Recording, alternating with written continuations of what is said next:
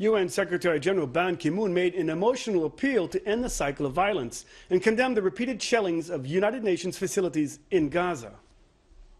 The senseless cycle of suffering in Gaza and the West Bank, as well as in Israel, must end. Do we have to continue like this? Build, destroy, and build and destroy. We will build again, but this must be the last time to rebuild. This must stop now. They must go back to negotiating table. We must not repeat this way, periodically.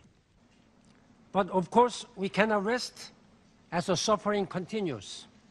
This ceasefire has come at a price that is almost too much to bear.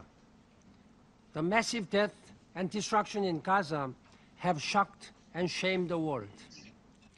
Perhaps nothing symbolized more the horror that was unleashed on the people of Gaza than the repeated shelling of UN facilities harboring civilians who had been explicitly told to seek a safe haven there.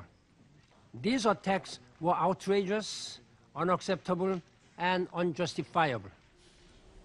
Israel UN Ambassador Ron Prosser lashed out at the hypocrisy, double standard, and lack of backbone in the United Nations for failing to support a democracy in its efforts to defend itself against tyranny. The international community is once again facing a severe lack of foresight and unwillingness to see. Every day we are confronted by stories of radical Islamic terrorism. ISIS is purging Iraq of Christians. Boko Haram has kidnapped schoolgirls in Nigeria. Al-Shabaab gunmen are raiding fishing villages on the Somalian coast. And yet this assembly doesn't utter a word.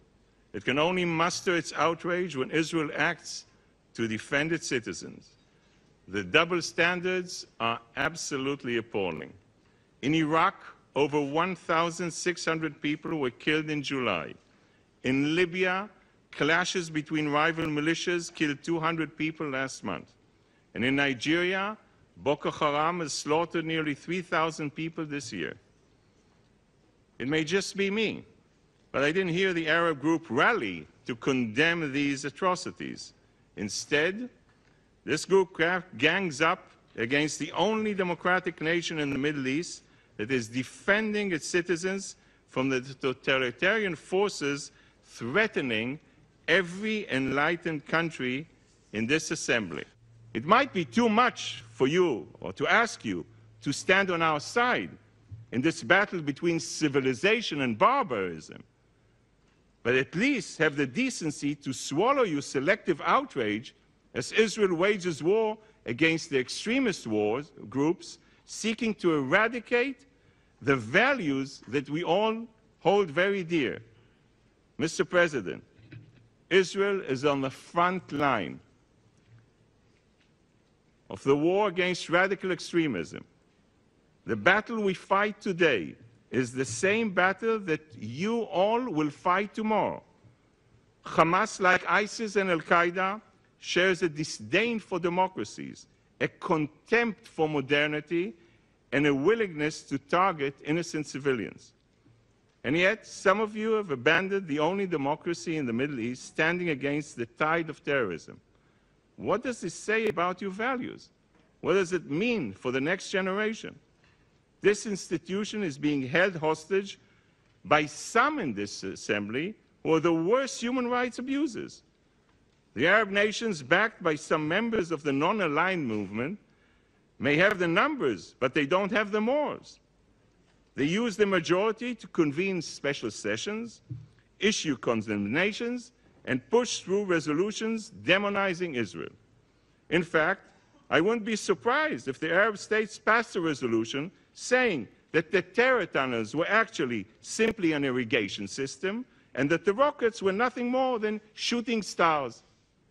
Few nations have the courage to admit that Hamas is committing a double war crime, targeting Israeli civilians while hiding behind Palestinian civilians.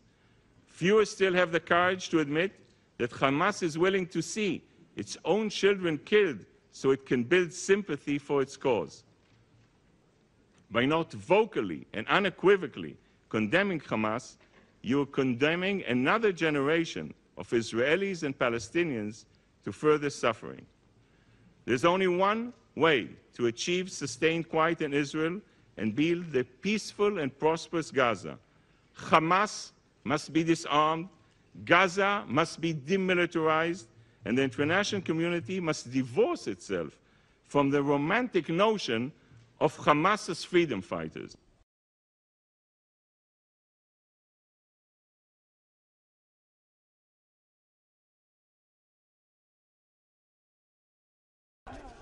There was another mass demonstration in London yesterday against Israel's actions in Gaza.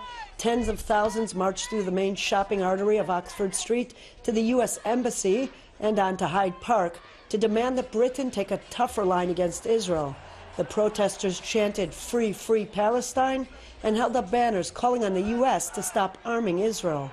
British journalist Melanie Phillips told Israel Television's Yaakov Achimer that unfortunately the public in England has largely been turned against Israel due to a biased media. Among the public, I'm afraid to say, there is a mood in Britain which I think is now really rather dangerous. It has been, in my view, incited by media reporting which has been dreadfully false and warped and distorted, because it has not reported at all what the Hamas is actually doing in Gaza. It has not shown the use of human shields. It has not shown the rockets being fired next to schools and shelters. It has not interviewed the Hamas about what its aims are, which would bring out quite that it intends and aims to destroy Israel and Jews across the world. And so the British public, viewing these terrible scenes of death and destruction in Gaza, has come to blame Israel. It perceives that Israel has reacted in a disproportionate manner, has behaved with reckless abandon in killing children. The fact that Israel is the most moral army in the world, that it imposes upon its own army, its IDF, rules of engagement which prohibit it from killing civilians wherever possible, avoiding such a situation wherever possible. That fact is almost completely ignored and unknown. And so, not surprisingly, the British people, who I must say, in the last few years, have been not well disposed towards Israel anyway, but have now been inflamed to a point where I think the situation is quite dangerous. Incited? Yes, I would say absolutely incited. The media has also, in my view, acted as an accessory to the Hamas. It has acted as an accessory to the incitement of violence, the manipulation of public opinion. It has facilitated it. What Israel can do in order to correct, so to speak, the picture of television? It's very hard to say what Israel could have done in terms of its behavior during this conflict, other than, I don't know, excluding the media, the Western media, from Gaza, which is something that I think would be a very difficult step to take. But I think, in general, this reflects a problem that Israel has had for a long time, which is a complete absence of a strategic understanding of the war that's being waged against Israel year in, year out, which is, aside from the military wars that it has to endure, this war is a psychological war. It is a war of psychological warfare. It is a war of the mind. It is a war of manipulation, a war of black propaganda. And Israel still doesn't appreciate the importance of having to defend itself against that war. In my view, what Israel should be doing is investing a huge amount of money and people in fighting this psychological warfare war. And that would mean a strategic understanding that the threats to Israel come not just from the military threats, from all the people around Israel that threaten it, but also from public opinion in the West. In the past, I remember that you criticized very harshly the intelligentsia in Britain. It's hard to explain the malice and hostility and irrationality of the attitude of the intelligentsia towards Israel. You would think, wouldn't you, that Israel, being the only democracy in the Middle East, more than that, the only place in the Middle East where Muslims have freedom of have human rights and freedom of expression and freedom of religion, the only place where Muslim women, where Muslim gay people are treated decently as equal citizens, you would think that they would realize that in the whole of the Arab world, women, gay people, dissidents, people who don't conform are not only treated badly, but they are persecuted, they are oppressed, they are jailed, and they are executed. You would think that the British left-wing intelligentsia, committed as it supposedly is to the advancement of human progress and human rights, would embrace Israel and condemn the Arab and Muslim world. On the contrary, Israel is the only country it condemns. It's an animosity against Israel which defies reason, defies logic, defies morality, defies the very things that the left-wing intelligentsia supposedly believe in, and yet this madness is getting worse by the day.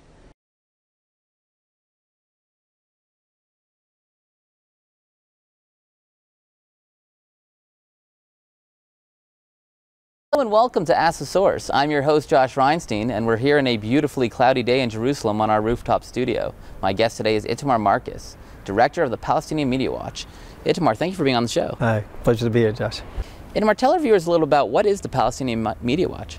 Palestinian Media Watch, since 1996, has been following the Palestinian world, the leadership, by using the media as a window to Palestinian society.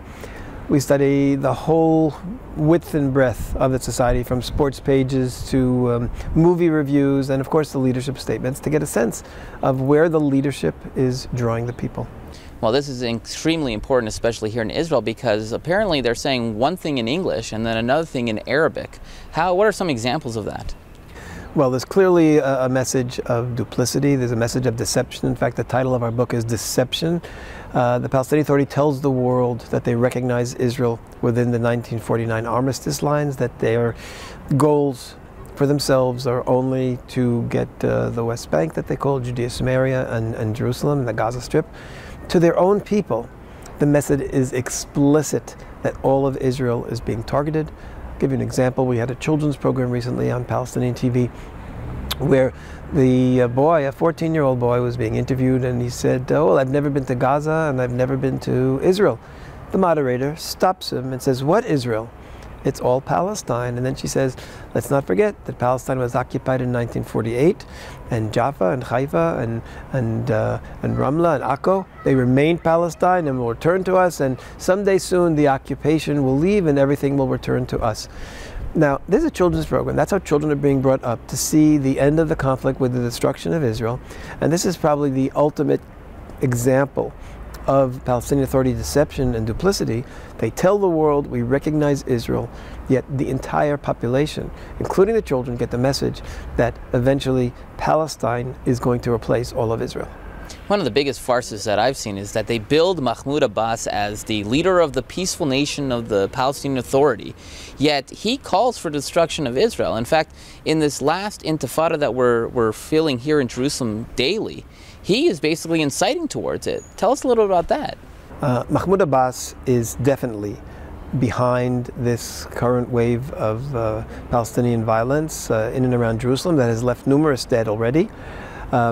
And it actually started with a speech that he made on October 17th, where he called for Palestinians to prevent in any way whatsoever Jews from going on the Temple Mount. He said this defiles the Al-Aqsa Mosque, and he went on about this. Most significantly, Palestinian Authority TV made a 30-second clip of these words, calling to do anything to stop Jews in Jerusalem, and they broadcast that clip 19 times in the next 3 days. Now, Palestinian TV is owned by the PA, controlled by the Palestinian Authority. It is absolutely impossible that his call for everything, including violence, was coincidental, and it's absolutely impossible that Palestinian TV would broadcast something 19 times without the directives coming from the top. So that was the trigger. The violence then started. People started being killed by cars, by stabbings, etc. And Mahmoud Abbas definitely has been behind it, and it continues to be behind it, because what his leadership did is they continued to incite once that sign was given. The Fatah official Facebook page has had numerous calls for violence, glorifying violence. They've glorified the murderers of Israelis, calling them shaheeds, calling them holy martyrs. So the PA triggered it and has been accompanying this violence. For a long time now, the PA has been inciting against the Jewish people through media, through their education system. But recently, there's been a lot of incitement against Christians. They've gone as far as to call Jesus a Palestinian suicide bomber, the first martyr of very insulting stuff. Tell us a little bit about that. Well, the Palestinian Authority has for years really been desperate to create a history for themselves. There is no such thing as a Palestinian people prior to possibly 1965. There's certainly no ancient Palestinian Arab history in the land. So it was important for them to connect to someone, a significant historical figure, and this is what they've done with Jesus. They have denied his Judean roots, his Jewish roots, and they present him as a Palestinian who taught Islam. When the Pope was here, the Palestinian Authority had children greet the Pope, and they gave him a refugee card for eating. And they said because Jesus was the first Palestinian refugee. They've called him the first Palestinian shaheed, the first Palestinian martyr, which, of course, if you understand Islam, is very insulting, because the shaheed is rewarded in paradise according to Islamic tradition and according to many statements by Palestinian leaders. With 72 virgins in paradise, and by putting Jesus as the first Palestinian shaheed, they're saying that Jesus is up in heaven getting these rewards from Allah, which include the 72 virgins, which is again a very derogatory kind of image to put on Jesus. One of the things that are shocking is not just the incitement itself, but who's funding the incitement. Tell us a little about that. The Palestinian Authority could not make even a baby step forward without American funding and European funding. 30% of their budget today is coming from those funders. They couldn't pay the salaries of even 1 month. And for that reason, there is absolutely a moral and ethical responsibility on those funders of the Palestinian Authority for all of this hatred that's coming from the Palestinian Authority.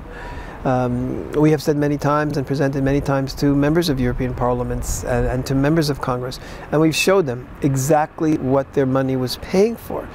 Intense demonization of Jews and Israelis, incredible anti-Semitism, calling for killing Jews in the name of religion.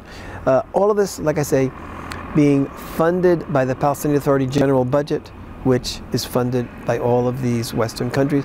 If they would use their funding to leverage it, if they would leverage that funding and demand a change in the Palestinian Authority, we could have a completely different Middle East. And tragically, the European countries and the United States have not put any pressure on the Palestinian Authority to make any serious change.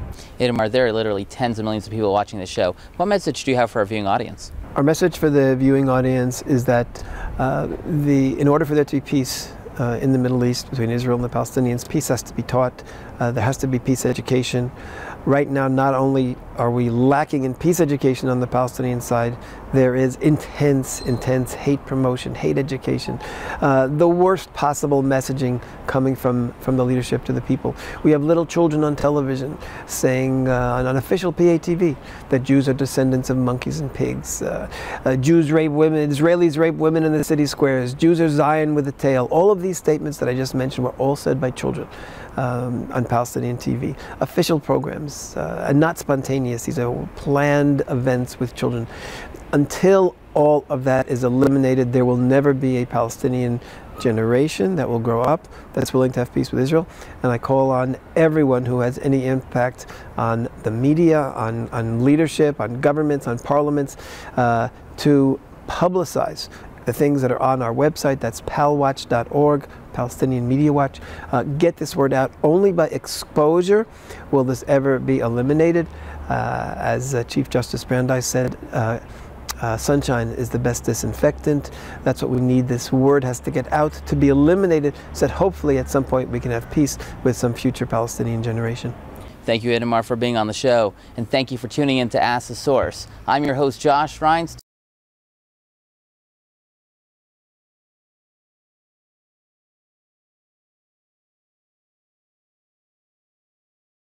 Hello and welcome to Ask the Source. I'm your host, Josh Reinstein, and we're here once again in a beautiful day in Jerusalem on our rooftop studio. My guest today is Dr. Dmitry Radishevsky, the Executive Director of the Jerusalem Summit. Dr. Radishevsky, thank you for being on the show. Shalom, thank you. Tell our viewers a little about what is the Jerusalem Summit. Well, Josh, Jerusalem Summit is an international think tank dedicated to formulating biblical solutions to the most burning political problems. One of the most burning problems today is ISIS, or the Islamic State as they call themselves. They are just going through Iraq, Syria, all over the Middle East, recruiting from the West and getting people in this horrible rampage of barbarism in the name of Islam. What do you think is the future for ISIS? Well, it's a great question, Josh, and I would like to start with a broader perspective. The problem, the state of the world today is in the state of chaos.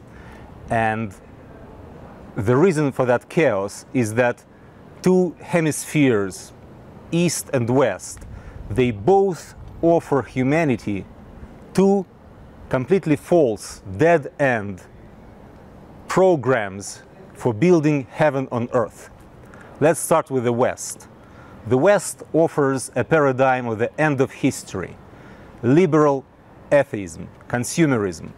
Give a man anything he wants, he can do anything as far as it doesn't break criminal laws, and everything will be fine. No God, no traditions, no religion, no moral values. Do whatever man pleases to do. And I call this paradigm of the West man without God. And unfortunately, Western governments in the European Union, and to my great regret, in the United States of America, they aggressively pursue this liberal, atheist, hedonistic agenda. And the East revolted. Islamic world said, no, we are afraid to live in the world led by atheistic United States where there will be no God. And they have offered their satanic alternative. Don't get me wrong, they didn't offer a good alternative. They offered a completely perverted alternative. God without man. In a few words, they said, let's give to Allah what he wants. And what he wants, they derive from the simplistic, barbaric reading of Quran from the 7th century. He wants Sharia law and jihad against infidels. And infidels are all those who do not follow their interpretation of Islam. So there is man without God in the West, clashing with a paradigm of God without man in the East.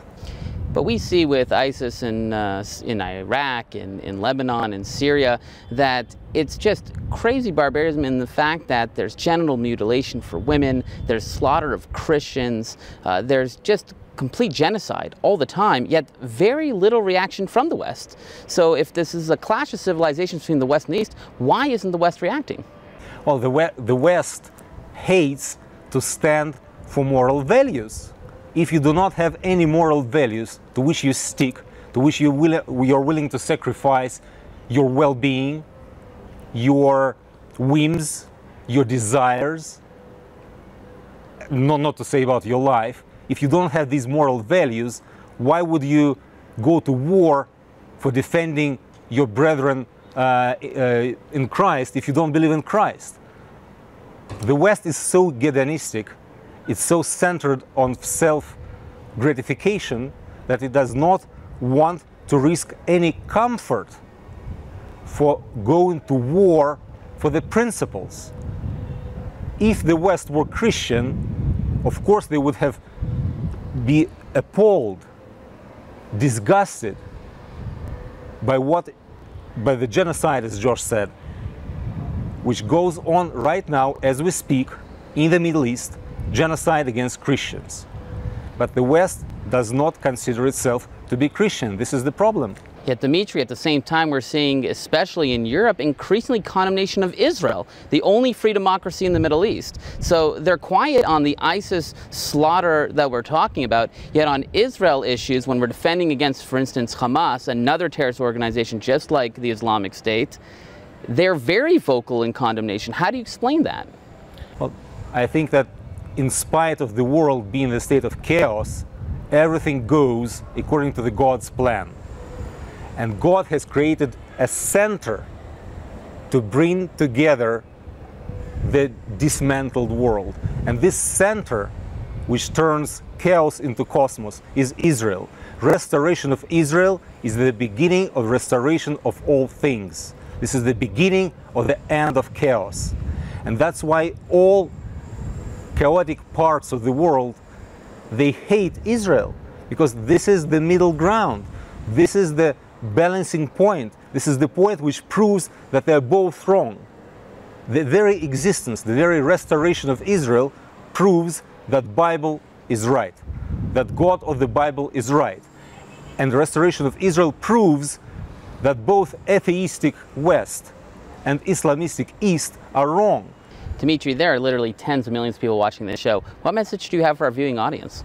Well, I know that we are watched by millions of American Christians, Bible-believing Christians, and they are the best and the only hope of the great nation of the United States of America. And I pray for you, as a Jew, as an Israeli, save America, save it to God, save it to Jesus, return America to its biblical values, to its biblical roots. That will be the best help to Israel. Thank you, Dmitry, for being on the show, and thank you for tuning in to Ask the Source. I'm your host, Josh Reinstein.